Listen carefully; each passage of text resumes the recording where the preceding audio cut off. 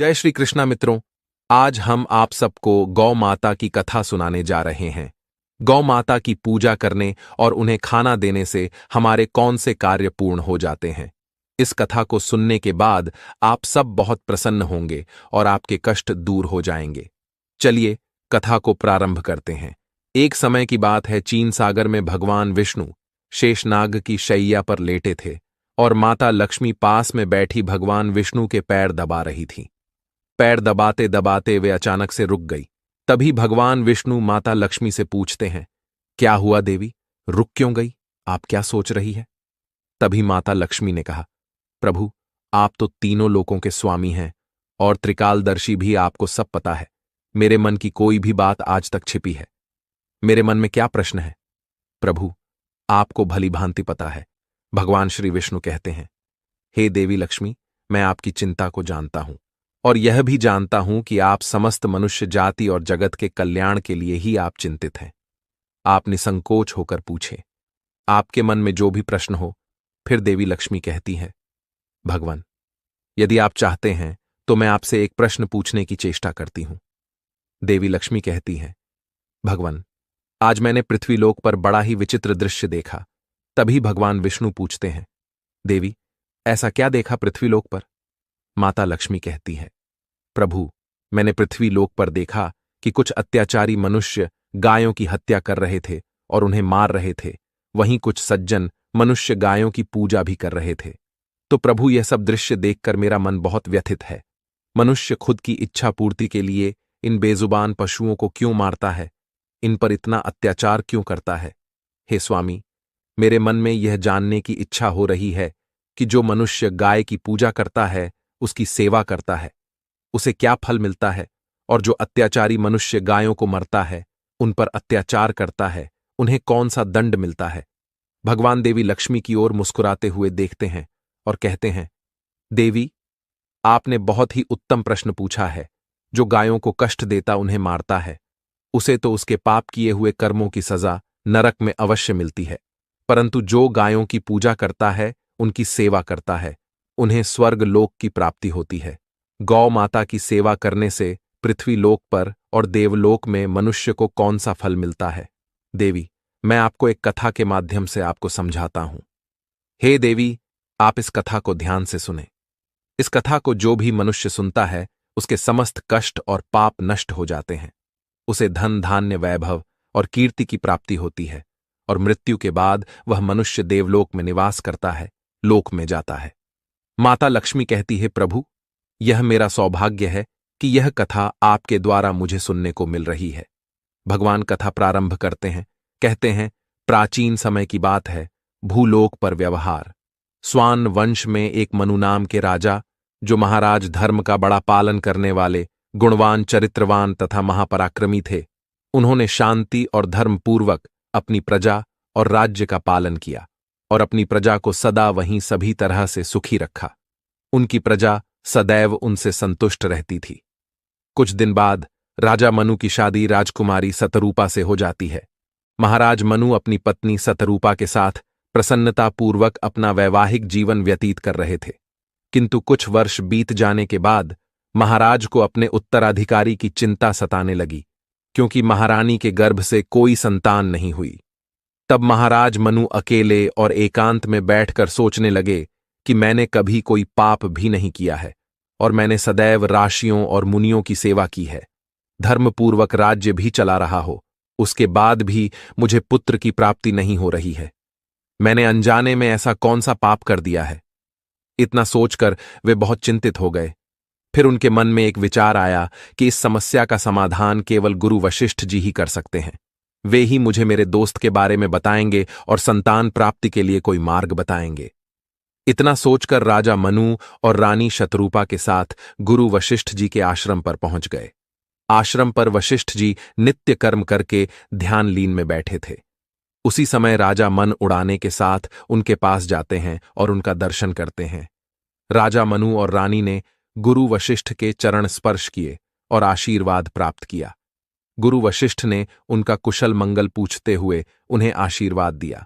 फिर वशिष्ठ जी कहने लगे, हे राजन, सब कुशल मंगल तो है ना? आप और महारानी का आज अचानक वन में मेरी कुटिया में पधारने की ऐसी क्या आवश्यकता बढ़ गई है? किस कारण से एक महान राजा को अपना राज्य छोड़कर इस वन में आना पड़ा? विवस्वान कुल के सभी राजा महाराज अपनी उम्र के अंतिम दिनों में अपना राज्य अपने उत्तराधिकारी को सौंपकर तपस्या करने के लिए वन में आते हैं। किंतु आप तो अभी भी नवयुवक हैं। आपने अभी अभी राज्य का कार्यभार संभाला है। आपने अभी तक पुत्र भी उत्पन्न नहीं किया है। फिर आप ऐसे अपना राज्यपाट छोड़कर वन में क्यों चले आ गए? यह आप जैसे महान और पराक्रमी राजा को शोभा नहीं देता है।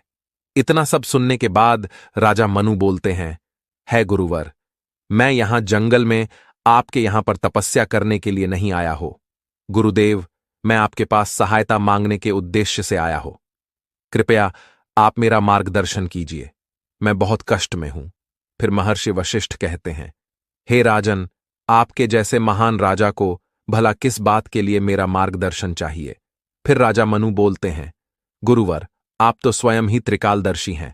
आपको भली भांति पता हो गया होगा कि हम किस प्रयोजन से आपके पास आए हैं।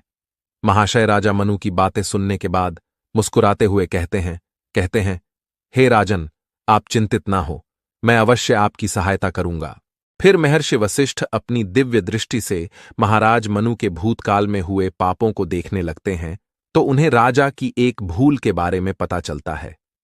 महर्षि वशिष्ठ राजा से कहते हैं, हे राजन, आपसे एक बहुत बड़ी भूल हुई है जिसका आपको ज्ञान नहीं है। जब आप अपने मित्र राज्य से लौट रहे थे तभी मार्ग में एक वट वृक्ष के नीचे एक गाय और उसके नन्हे बछड़े को आपने अनदेखा कर दिया था। वह गाय और उसका बछड़ा बहुत भूखे प्यासे और कष्ट में थे। आपने उस गाय को और उसके नन्हे बछड़े को ना ही भोजन कराया और ना ही उसे नमस्कार किया। उस गाय ने आपसे मदद की, गुहार भी लगाई, किंतु आप अपनी प्रसन्नता में खोए हुए थे और आपको उस गाय की पुकार भी सुनाई नहीं दी। आपके इस व्यवहार को देखकर वह गाय अत्यंत दुखी हुई और उसने आपको श्राप दे दिया है। हे राजन, जो मनुष्य गाय को कष्ट में देखकर उसकी सहायता नहीं करता, भूखी गौमाता को भोजन नहीं कराता है, उसे तो महापाप लगता है और उसी गाय के श्राप के कारण आपको संतान सुख की प्राप्ति नहीं हो पा रही है।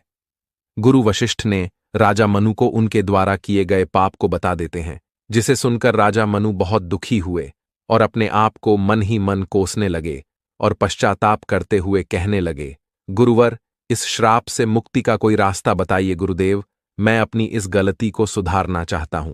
कृपया आप ही मुझे कोई उपाय बताइए जिससे कि मैं इस पाप से मुक्ति पा सकूं। मेरा यह अपराध क्षमा पात्र नहीं है, किंतु फिर भी मैं प्रायश्चित करना चाहता हूं। फिर महर्षि वशिष्ठ कहने लगते हैं, हे राजन, आप चिंतित ना हो, इस पाप से मुक्ति पाने का कोई न कोई उपाय अवश्य होगा। और वे थोड़ी देर सोचने के बाद बोलते हैं, राजन, आप मेरे आश्रम की सुरभि नाम की गाय की सेवा करो। वह उसी गाय की पुत्री है जिसकी आपने सहायता नहीं की थी। आप इसे अपने साथ ले जाइए और अपनी पत्नी के साथ मिलकर तक गाय की सेवा करो, उसकी पूजा करो, वह तुम्हें अवश्य पुत्र प्रदान करेगी। तभी अचानक से वह सुरभि गाय बाहर से उस आश्रम में प्रवेश करती है।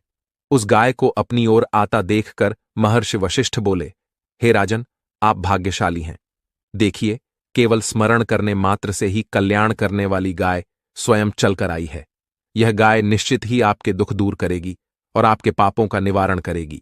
आप जंगल में इस नंदिनी गाय के पीछे पीछे चलकर इसकी सेवा करो। जंगल में रहने वाले पशुओं से इसकी रक्षा करो और जंगल से वापस आश्रम में लौट आने पर रानी शतरूपा इस गाय की सेवा करें, पूजा आराधना करें। इससे प्रसन्न होकर यह गाय तुम्हें अवश्य ही पुत्र प्रदान करेगी। राजा मनु ने गुरु वशिष्ठ की बातें मानी और फिर गाय को चराने के लिए प्रतिदिन जंगल में लेकर जाने लगे। जब वह गाय चलने लगती तो महाराज उसके पीछे पीछे चलते, इधर उधर से हरी हरी घास लाकर उस गाय को खिलाने लगते। जब वह गाय किसी वृक्ष के नीचे बैठती तो उसके लिए तालाब से पानी लाते और उसे पिलाते, अपने हाथों से उसके मस्तक को सहलाते। इस प्रकार से महान आज उस गाय की सेवा में लगे रहे। जब शाम हुई तो महाराज उस गाय के साथ आश्रम में लौट आए। आश्रम में पहुंचते ही उस गाय ने महाराज को अपनी जीभ से चाटना शुरू कर दिया, जिससे महाराज का शरीर पवित्र हो गया और उसके सभी पाप नष्ट हो गए। उसके बाद महारानी शतरूपा ने आगे आकर सुरभि गाय के आगे हाथ जोड़े और विधिपूर्वक पूजन किया और चरणों में मस्तक झुकाया। फिर उस गाय ने उस रानी की पूजा को स्वीकार किया और रानी पर अपनी दृष्टि डालकर उसके सभी दोष समाप्त कर दिए। गाय की दृष्टि पड़ते ही रानी अत्यंत पवित्र। इस प्रकार से राजा मनु को उस गाय की सेवा करते हुए 30 दिन बीत गए। फिर तीसरे दिन महाराज जब गाय को लेकर जंगल में गए तो वह गाय चढ़ते चढ़ते कैलाश पर्वत पर चली गई। उसके पीछे पीछे राजा मनु भी चले गए। वहां उस पर्वत पर खड़े होकर वह कैलाश पर्वत की सुंदरता को एकटक निहार रहे थे। इतने में ही अचानक से एक सिंह ने आकर उस गाय को बलपूर्वक दबोच लिया। राजा को सिंह के आने की आहट तक नहीं मालूम हुई। गाय ने जोर से कहा, महाराज मेरी रक्षा करो राजा। मनु ने गाय की तरफ देखा। सुरभि गाय की आंखों से आंसुओं की धारा बह रही है, जिसे देखकर महाराज व्यथित हो उठे और उन्होंने तुरंत ही अपना बाहर निकाला और धनुष की डोरी पर रखा और उस शेर को मारने के लिए प्रत्यंचा खींची। उसी समय उस शेर ने महाराज की तरफ देखा। उस शेर की दृष्टि पड़ते ही महाराज का शरीर जैसे बर्फ की तरह जम गया हो। उनकी शक्ति क्षीण हो गई, उनका सारा बल शून्य हो गया। अब तभी उस सिंह ने गर्जना भरी आवाज में कहा, हे राजन, मेरे ऊपर प्रहार करना तुम्हारे बस की बात नहीं है, क्योंकि भगवान भोलेनाथ मेरी ही पीठ पर पैर रखकर नंदी पर विराजमान होते हैं। इसीलिए तुम मुझे मारने की चेष्टा मत करो। अगर तुम मुझे मारने की कोशिश करोगे तो निष्फल रहोगे। अब तुम यहां से लौट जाओ। विधाता ने इस गाय को आज मेरा भोजन नियुक्त किया है, इसीलिए तुम इसमें दखल देने की कोशिश मत करो। मैं जानता हूं तुम सूर्यवंश में जन्म में हुए राजा मनु हो, तुम्हें अभी यह ज्ञात नहीं। इस कैलाश पर्वत पर भगवान भोलेनाथ की माया फैली हुई है, इसीलिए तुम यहां से तुरंत ही यहां से चले जाओ।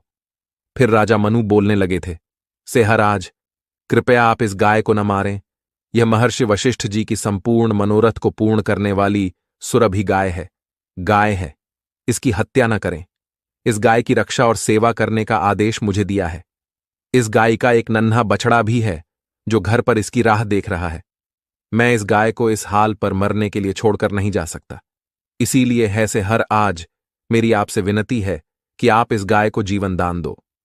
इस गाय के बदले में मैं तुम्हें अपना शरीर समर्पित करता हूं, जिससे तुम्हारी भूख भी शांत हो जाएगी और इस गाय की रक्षा भी हो जाएगी और मेरे वचन का पालन भी हो जाएगा। साथ ही गौ रक्षा के लिए प्राण त्यागने से मुझे उत्तम गति की प्राप्ति होगी। इतना कहकर महाराज मनु उससे है कि सामने हाथ जोड़कर बैठ गए और आंखें बंद की। फिर अचानक से राजा के कानों में आवाज सुनाई पड़ी, पुत्र उठो, मैं तुम्हारी सेवा से अत्यंत प्रसन्न हो। यह सुनकर महाराज उठ खड़े हुए और उन्होंने अपने सामने उस गाय को देखा और वह शेर कहीं दिखाई नहीं दे रहा था। तब वह भी गाय राजा से कहने लगी, हे राजन, यह सब मेरी ही माया रची हुई थी। मैं तुम्हारी परीक्षा ले रही थी। तुम अपने प्राण देने के लिए तैयार थे, इसीलिए मैं तुम पर बहुत प्रसन्न हूं। अब तुम मुझसे कोई भी वरदान मांगा, जो तुम्हारी मनोकामना है वह कहो, मैं अवश्य पूर्ण करूंगी। महाराज मनु कहते हैं, हे गौ माता, मेरे मन में जो इच्छा है आप भली भांति जानती हैं। कृपया आप मुझे पुत्र प्राप्ति का वरदान दीजिए, मेरी यही कामना है। फिर उस गाय ने कहा, बेटा, तुम पत्ते के धोने में मेरा दूध लेकर उसका पान करो। इससे तुम्हें अत्यंत बुद्धिमान और गुणवान पुत्र की प्राप्ति होगी।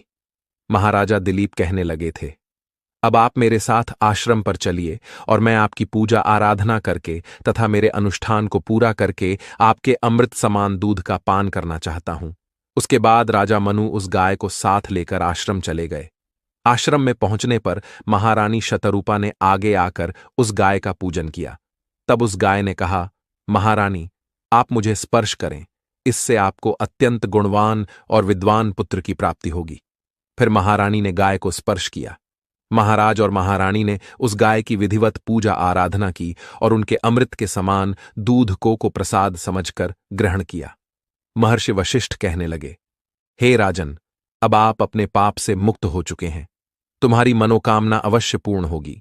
जो भी मनुष्य गाय की सेवा करता है, उसे भोजन कराता है, उसकी पूजा करता है, उसके सभी काम सफल होते हैं। जो भी गाय की रक्षा करता है, उसकी कभी दुर्गति नहीं होती है। मृत्यु के बाद वह देवलोक में जाता है और भगवान के दर्शन करने का सौभाग्य उसे प्राप्त होता है। जो मनुष्य गायक का दूध पीता है वह सभी रोगों से दूर रहता है। जो गाय का दान करता है उसे मोक्ष की प्राप्ति होती है। जो स्त्री रोज गाय को रोटी खिलाती है वह सौभाग्यशाली बन जाती है। गाय समस्त पापों का नाश करने वाली और सभी मनोरथ को पूर्ण करने वाली है। अतः सदैव इसकी रक्षा और पूजा करनी चाहिए। इतना करने से ही मनुष्य के सभी कार्य सफल होते हैं। उसकी दरिद्रता और गरीबी समाप्त हो जाती है। फिर भगवान विष्णु कहते हैं, हे देवी लक्ष्मी। इस प्रकार से महाराज मनु द्वारा गाय की सेवा करने से उन्हें 2 पुत्र और 3 कन्याओं की प्राप्ति हुई। मित्रों, आप भी प्रतिदिन गाय की सेवा करें, गाय को रोटी खिलाएं, गाय की इन पापियों से रक्षा करें। धन्यवाद।